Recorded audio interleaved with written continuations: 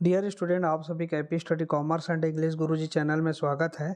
आज हम डिस्कस करने वाले हैं इकोनॉमिक्स पेपर जो कि 2024 में हुआ है अभी हाल ही में। उसके प्रश्नों के बारे में डिस्कस करेंगे और उसका आंसर किस प्रकार से लिखना है इसके बारे में हमको चर्चा करनी है यहाँ पे। तो यहाँ पर देखिए अति लघुत्तम प्रश्न में यहाँ पर लिखा है बजट रेखा किसे कहते हैं। 1 नंबर का प्रश्न आया हुआ था। फिर उसके बाद लिखा था स्थानीय बाजार से क्या आशय है।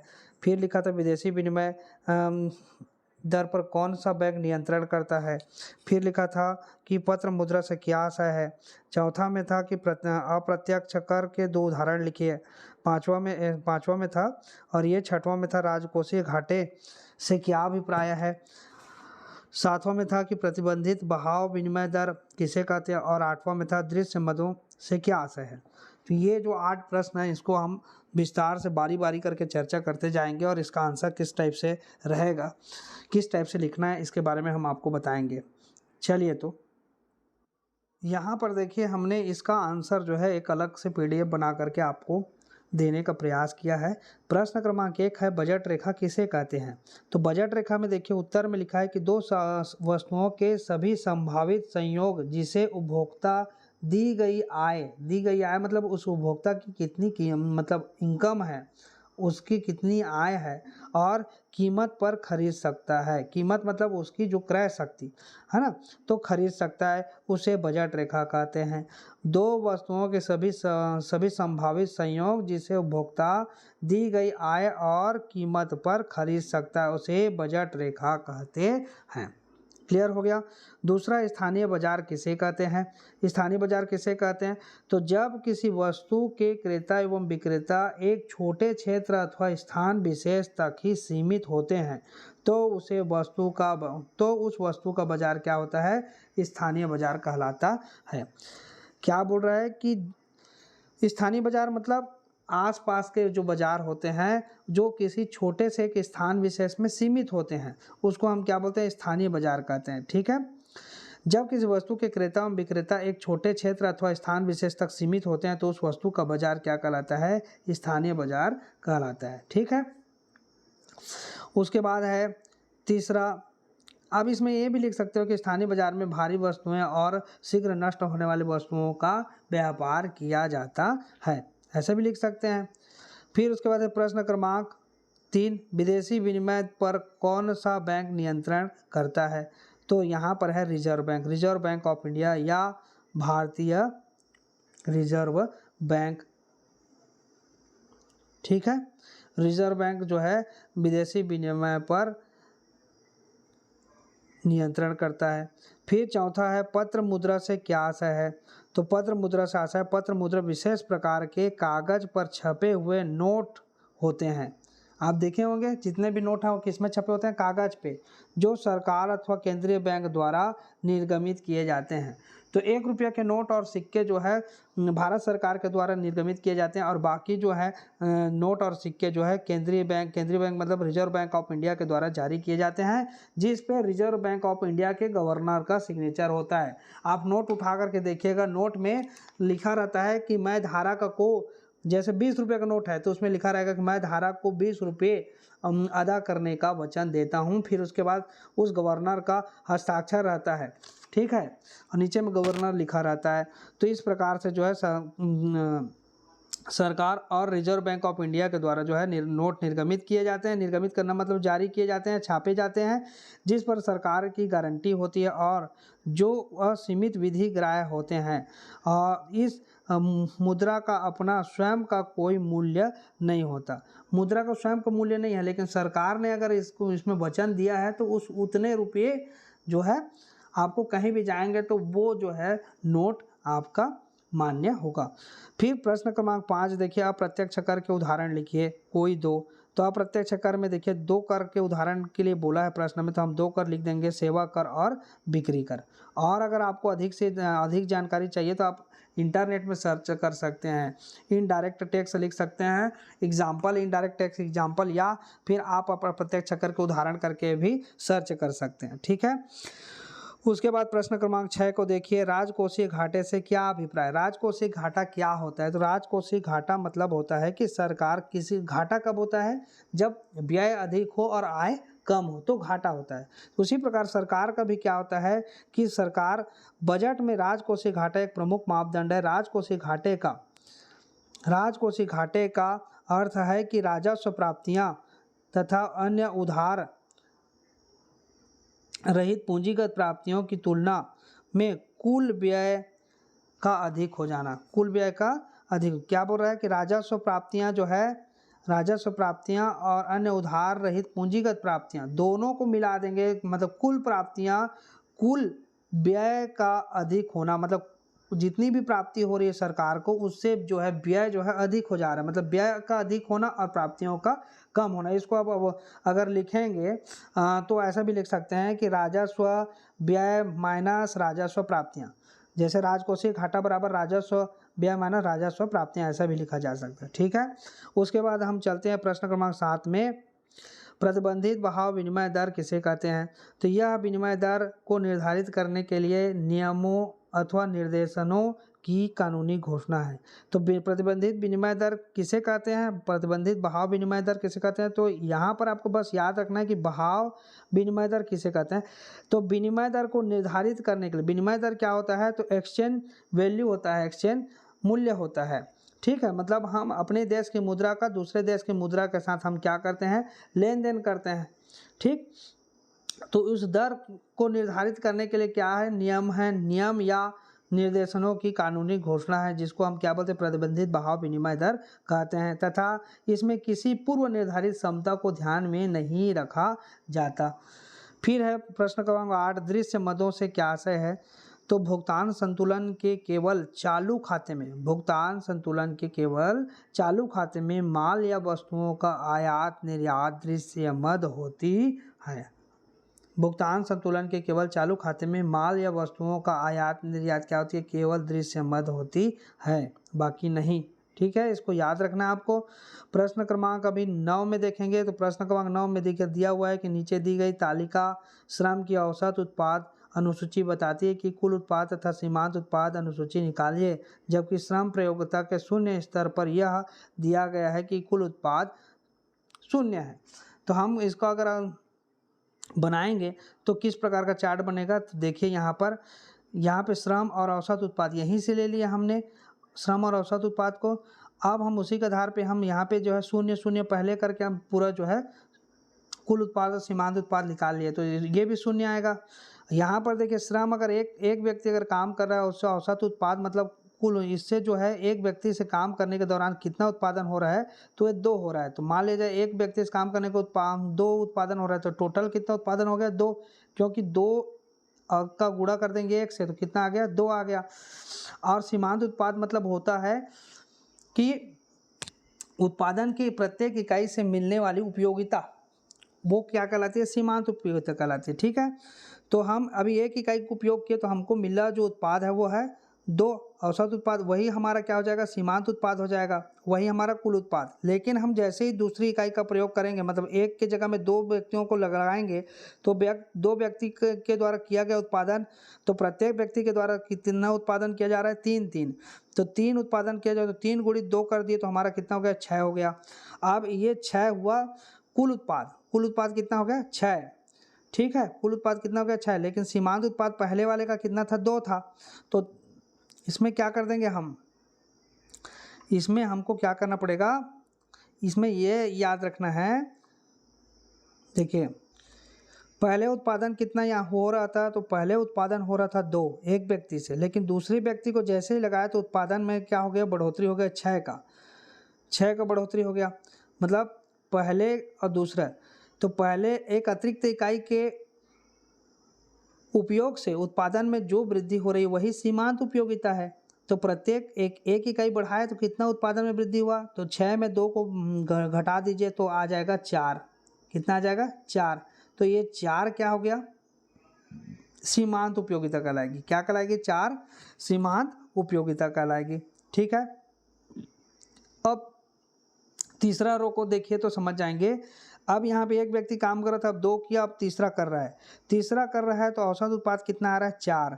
मतलब एक व्यक्ति 4 उत्पादन कर रहा है, तो 3 व्यक्ति को अगर गुणा करेंगे तो 4 या 12, तो टोटल कितना हो गया? 12। कुल उत्पाद 12 हुआ। तो हमको अगर सीमांत उत्पाद निकालना है तो क्या करते हैं, अंतिम इकाई के उपभोग से जो उपयोगिता प्राप्त होती है वही सीमांत उपयोगिता है। तो यहाँ पर भी हम वही करेंगे।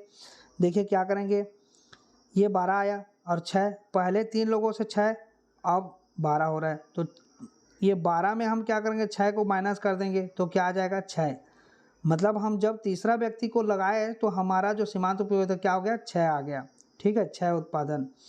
फिर उसके बाद चौथा, इसी प्रकार चौथा का करेंगे तो चौथा से औसत उत्पादन 4.25, मतलब 4 में मात्र 2.25 जो है बढ़ोतरी हुई। ठीक है, तो यहाँ पर हमको क्या करना है, ये 4.25 इंटू 4 कर दीजिए तो कितना आ जाएगा 17। अभी 17, अब पहले कितना हो रहा था 12, तो 12 में अगर 17 में अगर 12 को घटाएंगे तो कितना आ जाएगा 5 आ जाएगा। तो ये सीमांत उपयोगिता क्या हो गया 5। अब देखिए यहाँ पर क्या हो रहा है, सीमांत उपयोगिता घट रही है। हमको फार्मूला बस याद रखना है, इन दोनों का गुणा करके यहाँ पर लिखेंगे और ये जो आया उसका हम ऊपर वाले से माइनस कर देंगे। तो 17 में से माइनस कर दिए 12 को तो कितना आ गया 5, इसको यहाँ इस रो में लिख देंगे। ठीक है, उसके बाद 5 का देखिए, 5 का 4, औसत उत्पाद कितना हो रहा है 4, और 5 लोग लगाए तो 4 5 6 20, टोटल कितना 20। अब 20 का हम 17 से माइनस करेंगे तो सीमांत उपयोगिता लिख लेगा यहाँ पर। तो 20 में 17 माइनस कर दिए, कितना आया 3, यही हमारा क्या हो गया सीमांत उपयोगिता। अब इसी प्रकार 6 का भी करेंगे तो 3.5 हो रहा है औसत उत्पाद। औसत उत्पाद कितना हो रहा है 3.5, तो 6 में इसका गुणा कर दिए तो हमारा आ गया 21।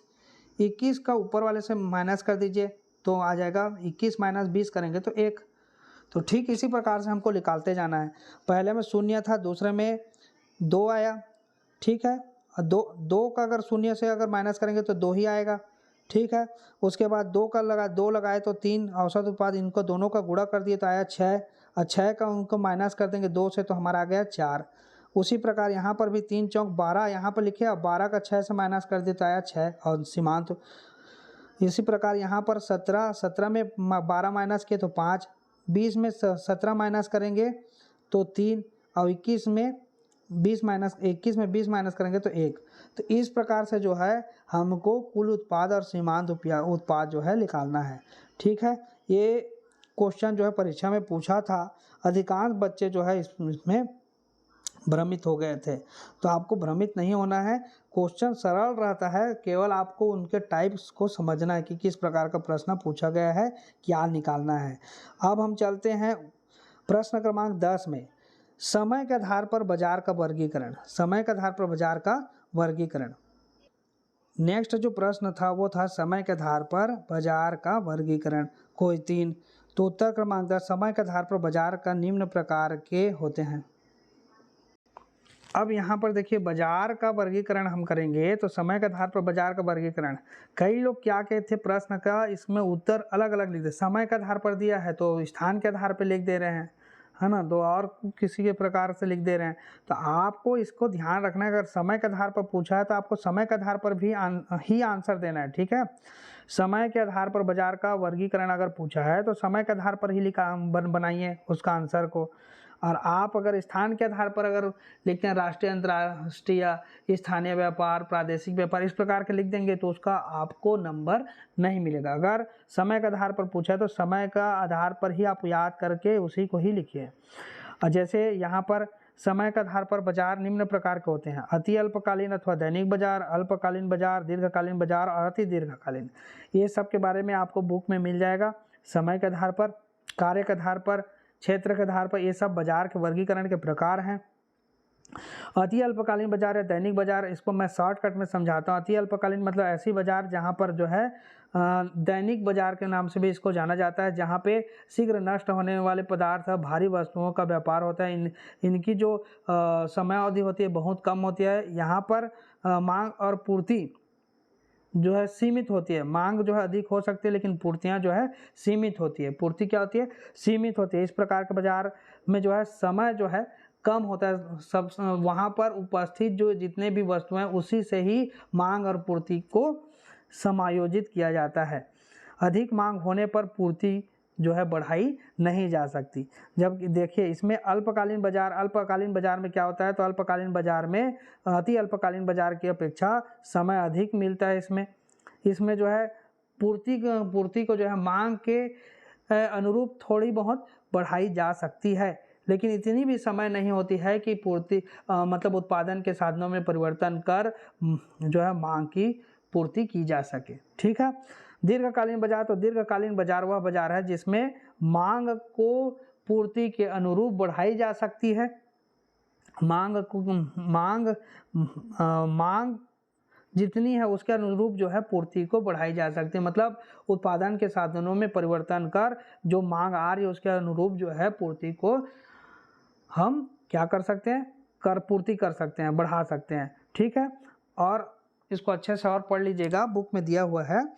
ठीक है। अति अल्पकालीन बाजार, अति दीर्घकालीन बाजार, मतलब इसमें क्या होता है, इसमें जो है इतना समय होता है कि आप उत्पादन के सभी साधनों में परिवर्तन करके रुचि, फैशन आदि जो है जितने भी हैं वो परिवर्तन हो जाते हैं। उन सारे मतलब समय इतना होता है कि इसमें मांग और पूर्ति दोनों जो है बदल सकती हैं और दोनों को जो है आप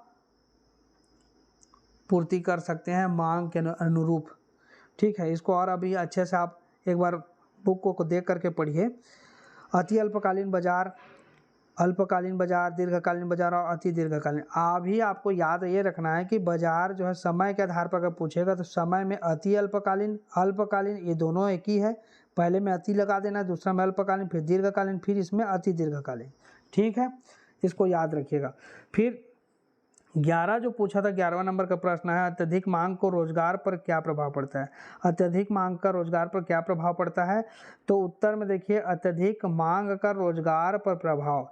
पहला है कि यदि अर्थव्यवस्था पूर्ण रोजगार की स्थिति में कार्य कर रही है तो देश में श्रमिकों की कमी हो जाएगी। देश में क्या हो जाएगी, श्रमिकों की कमी हो जाएगी।